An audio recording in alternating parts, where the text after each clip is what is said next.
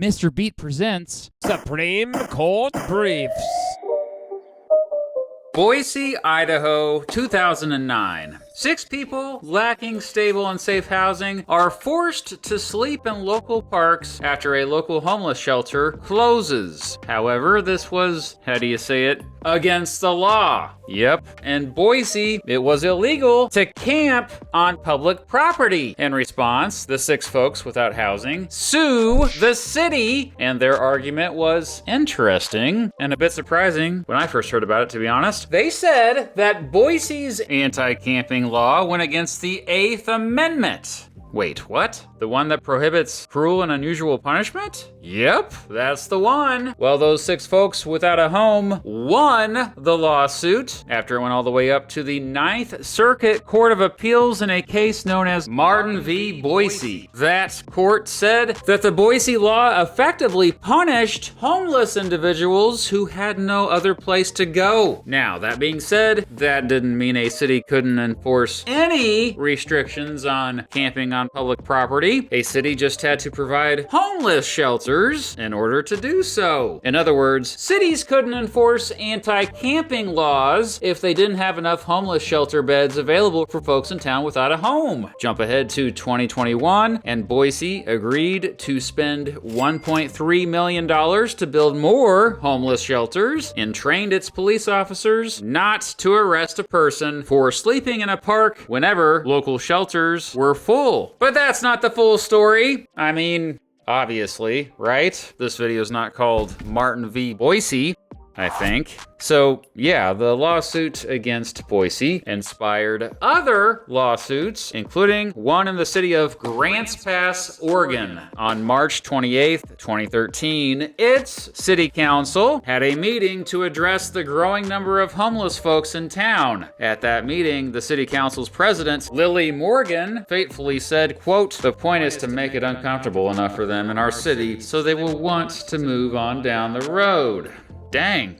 That's a bit harsh. So yeah, Grants Pass passed similar laws to restrict people lacking stable and safe housing from accessing public land. But unlike Boise, Grants Pass didn't provide any decent homeless shelters. Jump ahead to October 2018, and the Oregon Law Center sued Grants Pass on behalf of a person lacking housing named Deborah Blake. In the U.S. District Court for the District of Oregon, Judge Mark Clark sided with Blake, citing the aforementioned case, Martin v. Boise. Not only did Judge Clark say Grants Pass was going against the excessive fines clause of the 8th Amendment, with its laws targeting the homeless, it was also going against the due process clause of the 5th and 14th Amendments because the folks lacking housing couldn't visit public parks during the very long appeals process, and because they didn't have a freaking home during the long appeals process. After Grants Pass appealed the case to the U.S. Court of Appeals for the 9th Circuit, Blake died, and the Oregon Law Center then assigned Gloria Johnson and John Logan as lead plaintiffs on the case. By this time, Grants Pass was now arguing that its laws only made it illegal to bring camping stuff onto public land. It wasn't necessarily illegal to sleep on public land in the city. The counter-argument to this was that Grants Pass got cold, and so lots of blankets, aka camping stuff, were necessary to sleep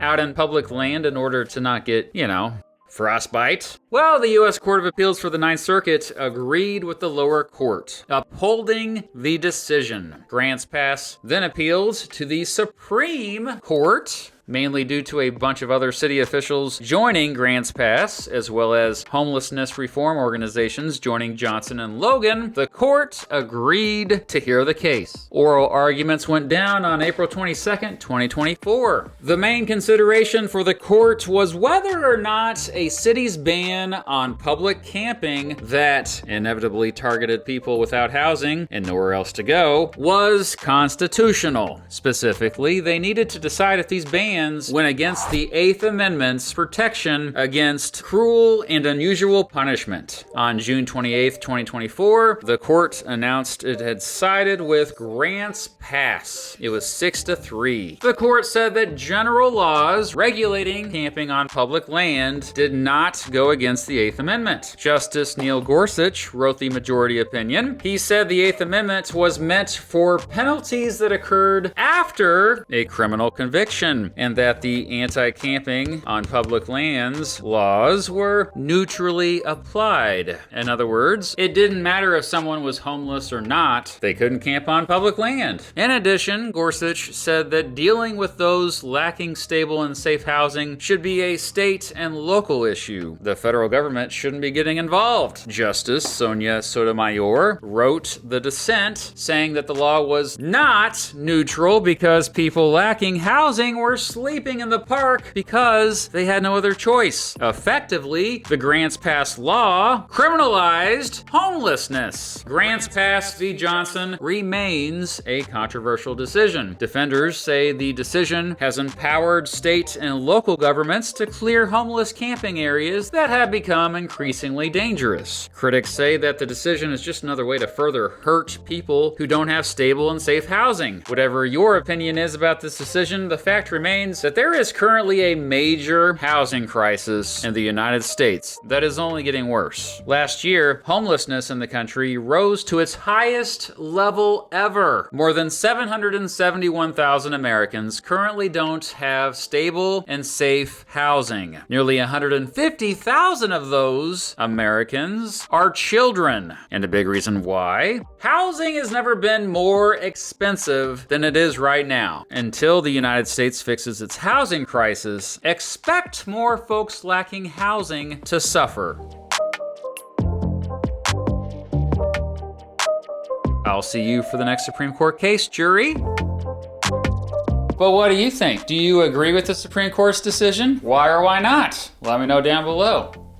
Bro? Yeah, that was a fairly recent one. A big reason why I decided to make this was because by the time this video has come out, I have given a presentation about this case in real life. I've been trying to do more in real life events lately. If you want to check out more upcoming events with me in real life, check out IamMrBeat.com. I am MrBeat.com. Thanks for staying curious.